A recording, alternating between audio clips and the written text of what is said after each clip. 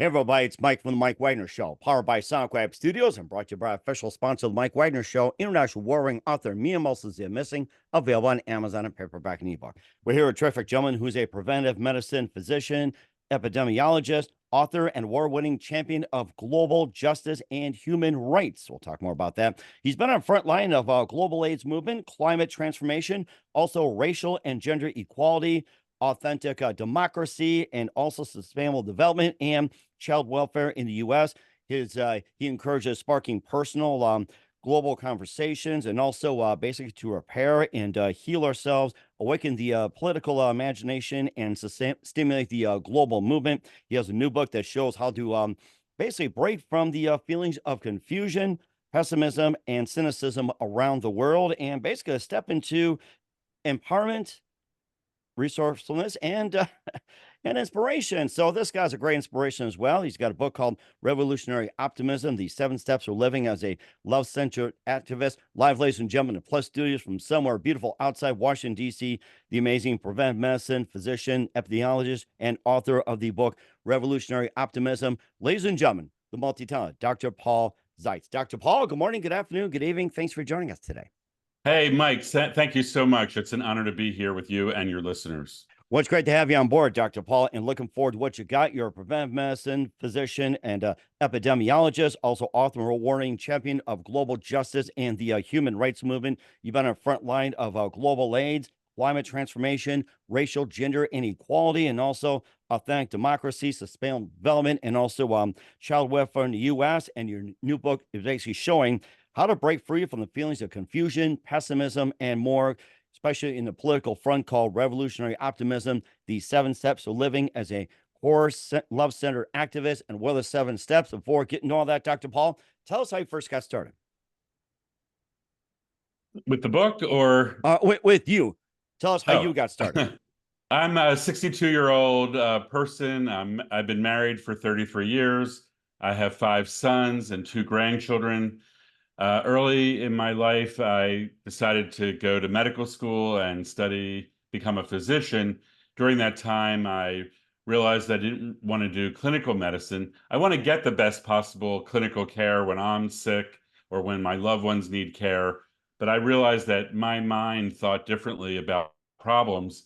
And I always was wondering, how could you prevent illness? How could you promote well-being? How could you, instead of investing all the resources on, the cure for a disease that is already raging itself in a person's body, how can you keep people healthy and well-being?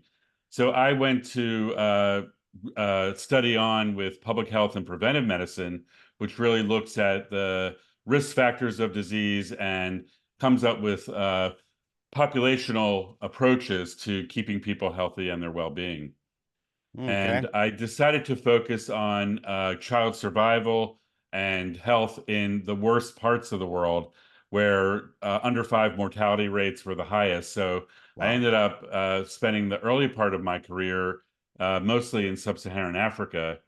And at that time, the HIV/AIDS pandemic was raging. And so I was an expert technocrat working on health programs in many African countries: Zambia, Uganda, Nigeria. I lived and worked over there. And then I realized that the solution may not be within the systems that were already running, because the systems were failing to prevent and to really scale up the response. And particularly in the late 90s, the AIDS pandemic was raging. It was devastating to the African continent. 6 million people were dying every year. And we had life-saving AIDS medicines that were available up here in the global north, in the United States and Europe and other wealthy countries. And so we mounted a campaign back here in the States to save lives, basically. And President George Bush at the time became the leader that stepped out in front of this. You may recall in 2003, he launched the President's Emergency Plan for AIDS Relief. And I remember that, yes. Our country, and we leveraged investments from other wealthy countries, and billions of dollars have been spent, and over 40 million lives have been saved over the last 20 plus years. So it's an extraordinary demonstration of what is possible if we choose to invest our time, our intellect, our hearts into human well-being and human lives. We can have a big impact, and we can create goodwill here at home and around the world. Hmm. So I use that example as my North Star in a way because uh, I was told what I was advocating for was impossible. It would never happen. I was literally laughed out of rooms by my peers when we were calling for billions of dollars to be spent for AIDS in Africa. And then it happened, and it is still happening, by the way. And we have a broad interpartisan movement, Democrats and Republicans and independents, all aligned with this quest for saving lives. And that is an extraordinary example of what is possible when we unify and work together. It sounds to me you pretty much spearhead the movement of AIDS and everything like that, and or somewhat you somewhat spearheaded it.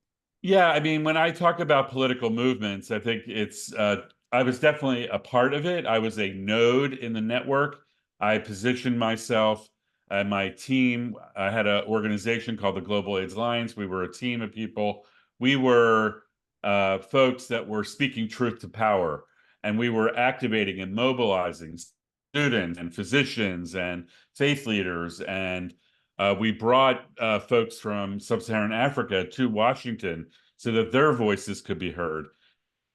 And it was an international solidarity movement, actually. There were partner organizations literally all over the country and all over the world. So I think it's with great humility, I can say I played an active role, but it was a broad participatory movement. Mhm. And what was that one exact moment that got you involved in the AIDS movement? So, what was that one moment that simply said, "I'm getting involved with the AIDS movement, and especially with public health and what's going on with Africa"? Well, I was actually living in Zambia in the late 90s. I think it was like 1997. And I had been living there for a couple years already, and I knew things were bad. And one day I was driving past the University Teaching Hospital, which was the best hospital in Zambia, in the capital city of Lusaka. And the Zambians actually called it the Departure Lounge because Departure. that's where actually people just went to die. The Oh, health I see. system, Okay. the health system was so collapsed. They didn't have rubber gloves, they didn't have antibiotics. They had two or three people to a bed. There were so many ill patients. Ooh. They were like lining the hallways basically. And there were no medicines to deal with the AIDS pandemic, for example, or any of the infectious diseases that occur when you have AIDS. And I drove past it and I came to this intersection. And at the front of the intersection was a white minivan.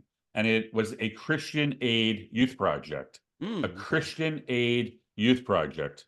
Now, I had driven by this intersection dozens of times, hundreds of times maybe. But that one day I actually saw what was there. They were selling coffins. They were selling large coffins and small coffins for children Oh my and goodness. babies. And I pulled over on the side of the road. This was my crossroads moment, my moment of awakening and reckoning with reality. And I said, I wept because I could not believe. I thought about the teachings of Jesus Christ and what he would have preached at that time. He would not have been happy to see his faith being invoked at the end of the story when people are already dying like flies. He would have wanted to prevent and respond in a way so that people could have health and well-being. And so I made a commitment to myself at that moment, and I said I would do everything I could to end the global AIDS epidemic, which I consider to be the Holocaust of our time back then, with 6 million people dying a year, needlessly dying. And that was when I went from being a technocratic doctor doing public health within the system into an advocate who recognized that change happens when the people mobilize, when the people stand up, when the people take a stand. So I have been working for the last decades on people-driven movements that are love-centered, that really want to bring about equity and justice for all. And the one question I had in mind too is that you worked in a system where it was public health back then. That in the '90s you had medicines and everything like that. With AIDS, it was cutting edge. It was more focused on people. And how do you think the healthcare system is now? Well, I think the investments that have been made in Africa, we're talking about sub-Saharan Africa. We can come back to the United States if you want to get into that. But in sub-Saharan Africa, the investments by these programs that I described were critical in enabling an African Renaissance. Not only was the health system, the hospital systems, the clinic systems, the expansion of healthcare workers to provide services, including community-based health workers and nursing cadres as well, were expanded. And when we took on HIV and AIDS, and we made AIDS medicines, you may have heard of it, called the triple drug cocktail. We got it down to a very affordable price. We had to fight the governments and fight the pharmaceutical companies to get the prices down to be affordable, to be able to go to scale in Africa. But now, economically productive adults, 15 to 44, are living, learning, working, and it's led to an economic revitalization, a rapid expansion of the middle class in sub-Saharan Africa, and the hope for the continent is on the upswing right now. And of course, going back to U.S. as well too, and more about that comparing to the current African situation. Well, I mean, the United States spends more money per capita than any other country in the world on healthcare. We Hmm. have a massive health system that's mainly driven by the private sector. So the insurance companies, the drug companies, and so forth, who have figured out how to make huge profits from our system. So while we spend the most money per capita, we don't have the best health outcomes. We True. are like 20 or 30 in the world in terms of health outcomes. And so I think our health system needs to be transformed. And also, our system is totally focused on curative disease. We spend like 25% of our total spending on the last year of life for people. Wow. And, we end up torturing people when they're really wanting to have a peaceful transition. We end up operating them, putting them in the ICUs, and, giving them all kinds of interventions that I know I don't want when I'm in that state. I'd rather just die with dignity and go into a hospice program. And I don't want to be prodded and probed. I've had a productive life. I had a good life. I don't want to be tortured at the end of life. But the incentives of our system are designed for profit. And so the doctors make money, the insurance companies make money, the people that develop all the technologies make money. And so I think we have a big problem with our healthcare system, honestly. And of course, there has to be some love involved as well too. So how can we be love centered? We'll find out with Dr. Paul Zeitz in his book, Revolutionary Optimism: 7 Steps for Living as a Love Center Activist. But first, listen to the Mike Wagner Show at the MikeWagnerShow.com, powered by SoundCloud Studios. Visit online at SoundCloudStudios.com for all your needs. Look at a professional website without breaking your budget. Sonic Web Studios is the answer. Sonic Web Studios offers fast, affordable custom web designs at below the competition rate. Call today, 1-800-303-3960. That's 1-800-303-3960. Or email to support@sonicwebstudios.com. Mention Mike Wagner Show, get 20% off your first project. Sonic Web Studios, take your image to the next level. Also, time to give official shout out to our official sponsor of the Mike Wagner Show, international warring author Mia Mulsanzia. If you love fast-paced mysteries, you love Missing by Mia Mulsanzia, available on Amazon and paperback and ebook. Missing is fast-paced and intriguing with an unforgettable twist. Takes place in 4 countries, 2 strangers, 1 target, where truth is illusion and those who love be the first go missing. It's available on Amazon and paperback and ebook. Missing by Mia Mulsanzia has garnered great reviews and evil evidently endorsed by Howard celebrities, including Joanna Cassidy, Forbes, Riley, and many others. So grab your copy today for it goes Missing by Mia Mulsanzia, available on Amazon. Also, check out the Mike Wagner Show at the MikeWagnerShow.com on over 40 podcast platforms. Heard in 100 countries, including Facebook, SoundCloud, Spreaker, Spotify, iHeartRadio, also Apple Music, Odyssey, Podbean, and Pandora. Also, follow us on BitChute, Rumble, and YouTube. Make sure you subscribe. Follow us on social media, Instagram, LinkedIn, Twitter, TikTok, Facebook, Threads, and more. Take us with you on any mobile device. And for great gift ideas, go to Amazon.com. Check out the Mike Wagner Show podcast. T-shirts, pop sockets, throw pillows, tote bags, hoodies. Makes great gift 24/7. Go to Amazon.com. Check out the Mike Wagner Show podcast. And for more great gift ideas, go to Amazon.com/Mia for great books like Missing, Once and Wrinkles. Also T-shirts, pop sockets, hoodies, phone cases, and more. Amazon.com/Mia. Check it out today and support the Mike Wagner Show on Anchor FM, PayPal, and the MikeWagnerShow.com. We're here with the amazing preventive medicine physician, epidemiologist, and author of the book, Revolutionary Optimism, 7 Steps for Living as a Love Center Activist, Dr. Paul Zeitz here on the Mike Wagner Show. And before we get to your book, you've been involved in the front lines of a number of things. We talk about being a front line of AIDS, and you also basically are known to spark personal, global conversations, repairing, healing ourselves, and awakening political imagination. And of course, the political spectrum is going to need some work as well, too. And you've also been at the forefront of racial, gender equality, authentic democracy, sustainable development, and more, especially on the political forefront. Yes, thank you so much. In 2022, about 2 years ago, I decided to put pen to paper with my new book, Revolutionary Optimism, 7 Steps for Living as a Love-Centered Activist. I realized that 2024 was going to be a very epic and important year for ourselves in the United States and for people around the world. About 50% of the planet is having democratic elections this year. And so the leadership for the next phase of our reality is being selected and determined at this time, including here in the United States.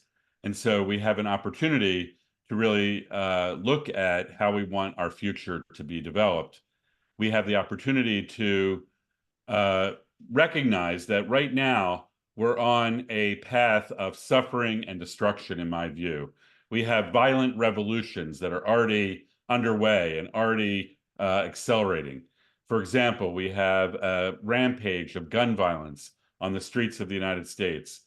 And I do believe that we should have the right to carry arms, but I do think that there should be rules and guidelines, as 80% of Americans agree. We have to keep ourselves safe, people that have mental health disorders or people who are irresponsible with guns.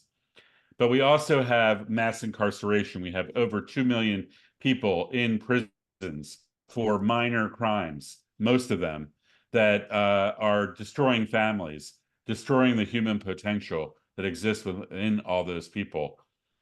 We also have wars raging in different parts of the world right now, in the Ukraine, in Israel and Gaza. And the United States has over 700 military bases around the world. We're the largest military empire in human history. And we are known for our bombing of populations all over the planet. We're not known as the great democracy anymore. We're known as the people that are bringing war and havoc. We also have a climate situation.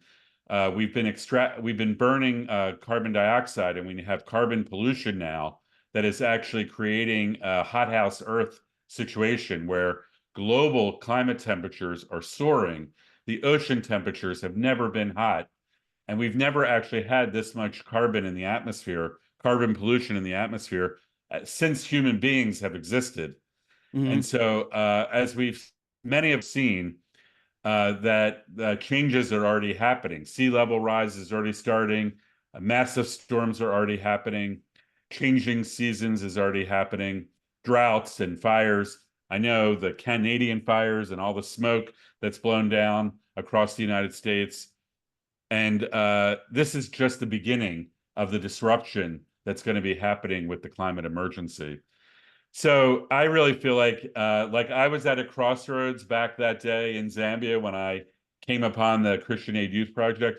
I really believe that humanity, collectively, all of us, are at a crossroads right now, and we have to choose a path of repair and healing and transformation. We have to come together.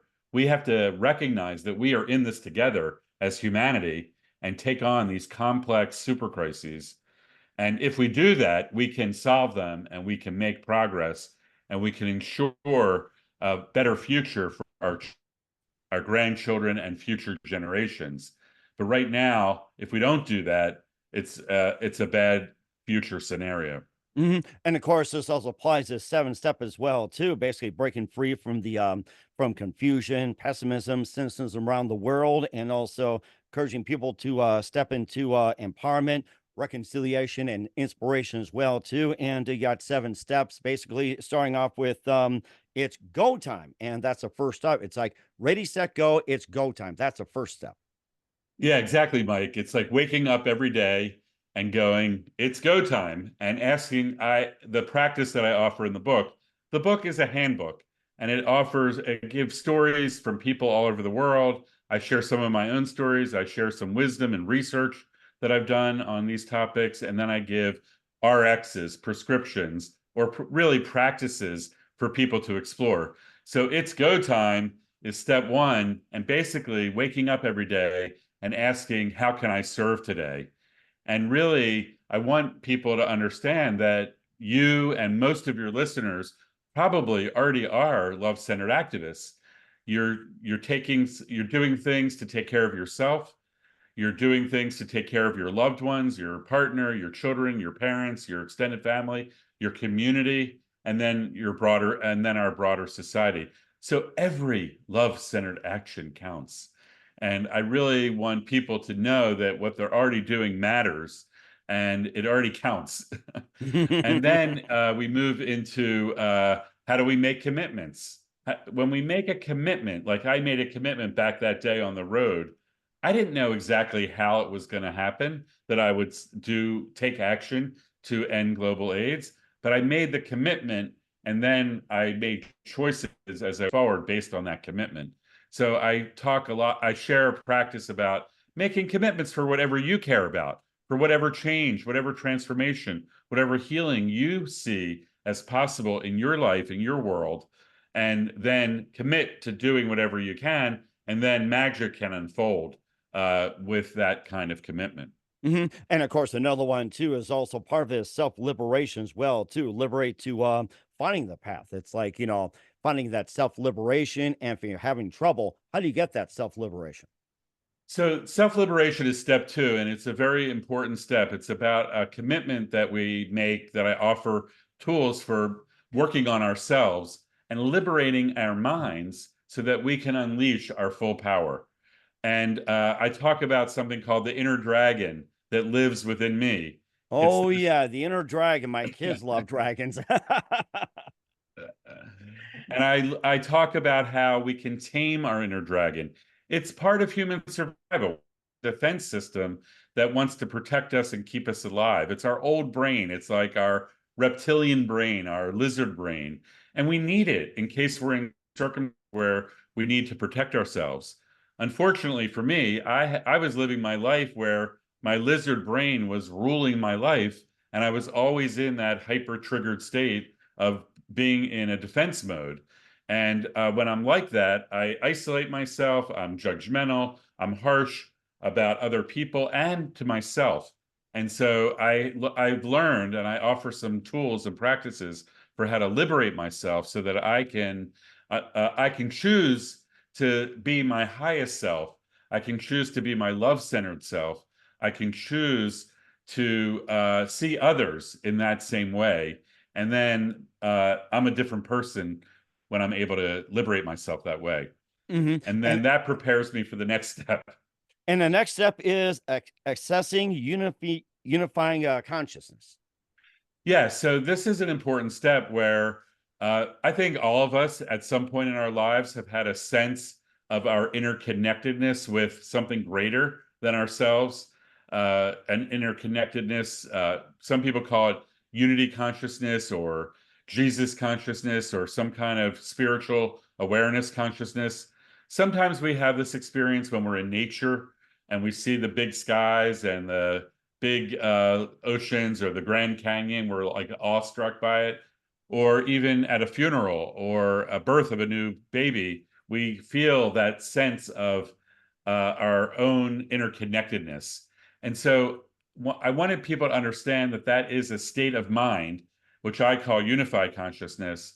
And that once you know that you can access that, you can go to the gym and work out and develop that skill to access that collective consciousness. And then you get to deploy it.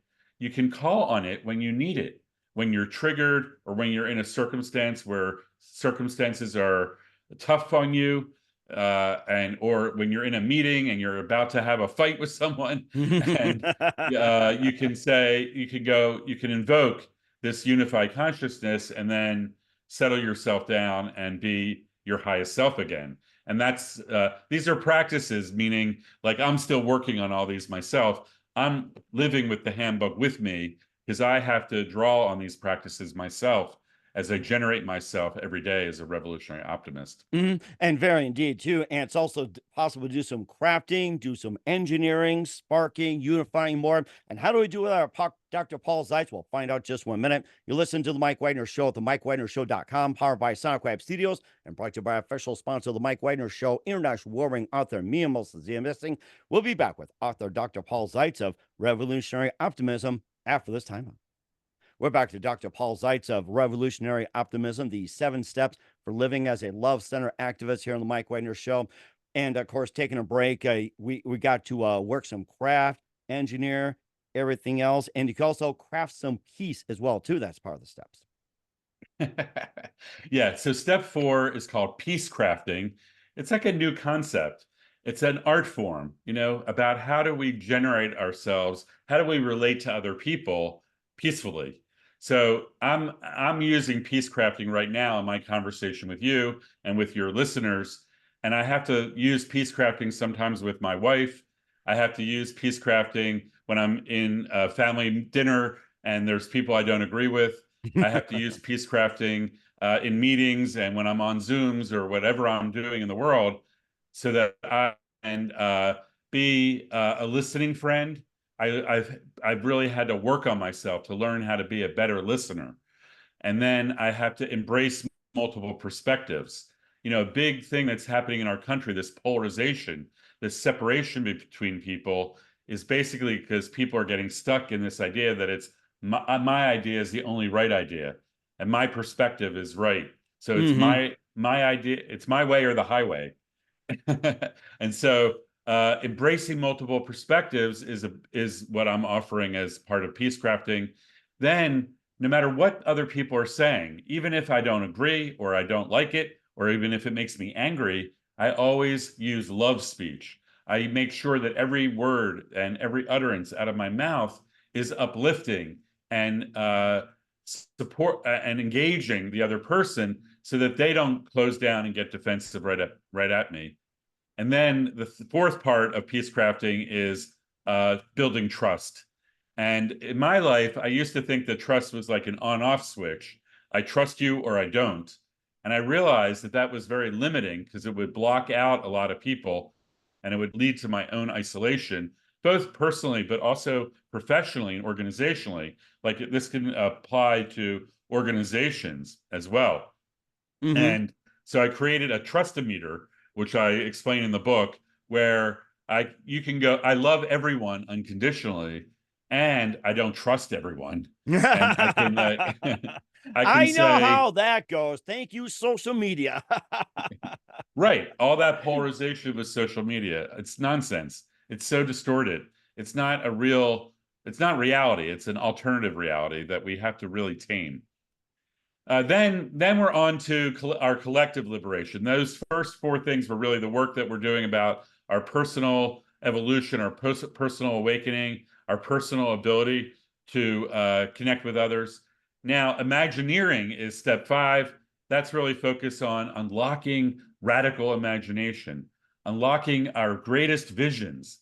And I have found that the more I talk about, the more I have found out that everyone has big visions of how they want to create a better world. I'm not the only one. I thought I was alone. I mean, all of us do. That's why we have a program like this, Unlock Everybody. It's like we're not in a box anymore. Right. But a lot of people, including me, have been afraid to share their visions because they get shamed or they get told it's not possible or they think it's not reality based. And so our society, by design, kind of limits us. And I offer a whole section in there about our limiting beliefs and how do we realize that we've been brainwashed as children by our family, by our society sometimes, by advertising, and by our Oh, political yeah. system, even our political system limits us. So it's unlocking that and then translating those visions into love-centered movements. We have to recognize we can't do this alone. We have to work with organizations and coalitions and movements. So I give all the tools and I offer people ways to figure out what role they want to play. Because your role can change from time to time. There's different ways they serve. There's not one size fits all. There's a lot of choosing that people get to figure out how they want to serve in movement building. Then Mm-hmm. step 6 is sparking peaceful revolution. And that is what I said earlier. We have the violent revolutions happening. My idea is to have a response to that with peaceful revolutions and peaceful resistance, nonviolent direct action. And again, there's many ways that you can do peaceful resistance. It could be from your home. You could decide what you buy or you don't buy. It could be the activism that you do online, but it could also be supporting the people that are doing more public-facing activism, the people that are doing protests on the streets, giving them social and moral support, food and housing sometimes, but also understanding why people are doing that. So I really am drawing on the legacy of Martin Luther King and the politics of love and love thy enemy. There is no enemy, really. It's about how can we heal and repair our relationships, because the premise is that we're all human and we're all equal. Mm-hmm. And lastly, the step 7 takes you into unifying. It's about unifying within yourself. Like you have your inner truth, your inner knowing, your inner direction, your inner compass, and then figuring out how to create your life so that it's aligned and there's Mm-hmm. no dissonance. I spent Right. many decades feeling something inside of me, but then my day-to-day work was completely opposite, and I was miserable about it. Now, So I know the feeling. I'm speaking on behalf of everybody going through the rat race, the hamster wheel and everything like that. I know how that goes. right. And that's the idea that revolutionary optimism is offering, is that we can get ourselves out of that. I believe we can make choices. And then it's also about unifying together as humanity. I offer ways of building interpartisan movements across the political spectrum. Most people want common sense solutions. They Mm-hmm. just want to fix things and make things better for themselves and their family. And 80% of people want that. And also interspiritually, how can we work across religions? How can we work across races, interracial, intergender, all the ways that we can come together? And so that's how the book ends, with this call for us to rise, mobilize, synchronize, and join forces to bring forward a new way of living and living. Oh, that's certainly amazing. Here's my version, unifying over a cup of coffee. Yeah, coffee is a good way to connect. There And I you do go. There you recommend that go. people do revolutionary optimism in groups, family groups, or book club groups, or friend groups, or church groups, or spiritual groups, or civic groups, whatever. It's because I think it's a do the practices together. And I have a journal and workbook available for deeper dive and guiding questions for groups to explore these practices. And I know that when people do that together, they will deepen their connection, deepen their understanding, realize that they're not alone. We're in this together. That's the reality. Mm-hmm. And certainly is as well, too. We're all in this together, no matter what situation. And where can we find your book at, Dr. Paul? Yeah, the first port of call is revolutionaryoptimism.com.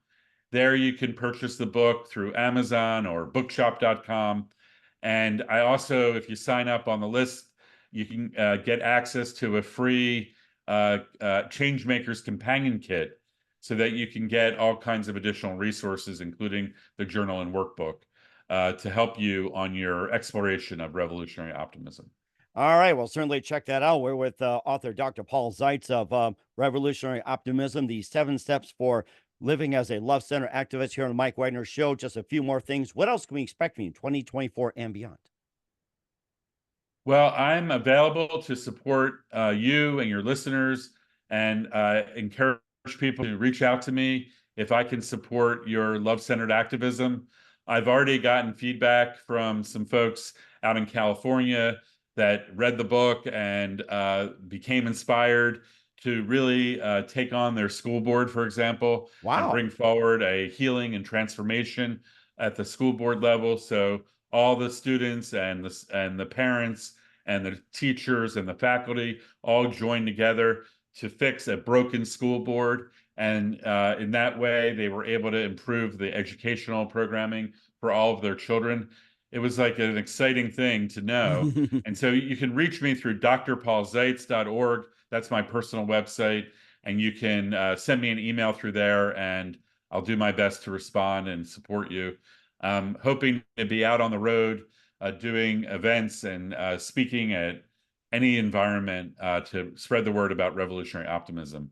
Oh, I should tell you the last thing is that as a doctor and a physician, uh, I should have revolutionary optimism is contagious, like bravery is contagious. And so there's no cure and there's no vaccine for it. So once who who needs it when we can get it it may through spread you? around. It may spread. So don't bother going to your pharmacy, guys. So just don't make a trip. That's all. And who do you consider biggest influence in your career? Oh, that's a good one. I guess I would say Archbishop Desmond Tutu. I had the opportunity to work with him on the global AIDS advocacy that I talked about earlier.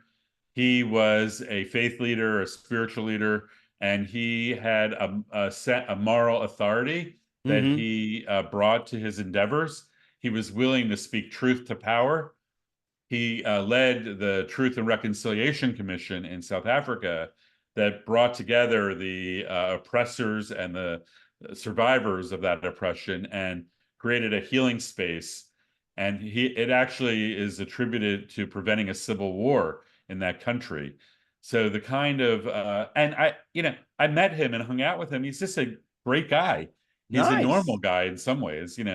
I met his family and I worked closely with one of his daughters. And I think he is someone who I always call on to inspire me. Oh, that's certainly amazing. I love that story. And what's the best advice you can give to anybody at this point? It's go time for love centered activism. You can start right away by examining and studying the words that come out of your mouth. Mm-hmm. And you can say, was that a love centered speech that you used when you were talking to yourself, when you were talking to your partner, when you were talking to your colleagues at work? And like, we're all human, right? No Yes, one's exactly. no one can do this perfectly. Now it's at a point where I had a fight with my wife the other week, and I was like, oh shoot, what about my peace crafting? And what about my love speech? My lizard spoke and I got nasty for a minute.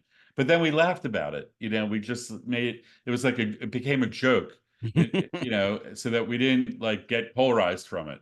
And so these practices can be fun too. Mhm. I want people to have fun as they explore revolutionary optimism. Oh, that's amazing. I can imagine on Valentine's. I love you, my sweet lizard. So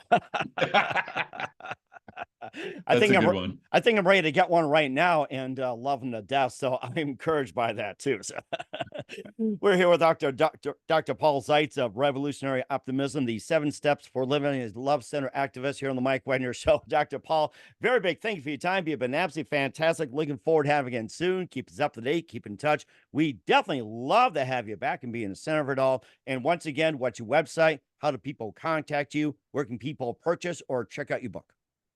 Please go to revolutionaryoptimism.com to buy the book and get your free Changemakers companion kit. And then if you want to contact me, please go to Dr. Paul Zeitz, DrPaulZeitz.org, and you can access me and find out everything that I'm up to right there. All right. And once again, what's the websites? Revolutionaryoptimism.com and drpaulzeitz.org. And don't forget to show the book as well, too, so you know what to order on Amazon. Isn't that a pretty cover? Don't you It just want to is. have Yeah. it? Yeah, yes, yes, and we love it as well too. Even the lizards love it. So yeah, we certainly My love it. inner lizard loves it too. There you go. We all love lizards. I gotta say, they're wonderful creatures. All right, Dr. Paul, is a very big thank you for your time. You've been absolutely amazing. Looking forward to having you soon. Keep us up to date. Keep in touch. Love to have you back. Wish all best. And Dr. Paul, you definitely have a great future ahead of you. Thank you so much, Mike. Have a great week.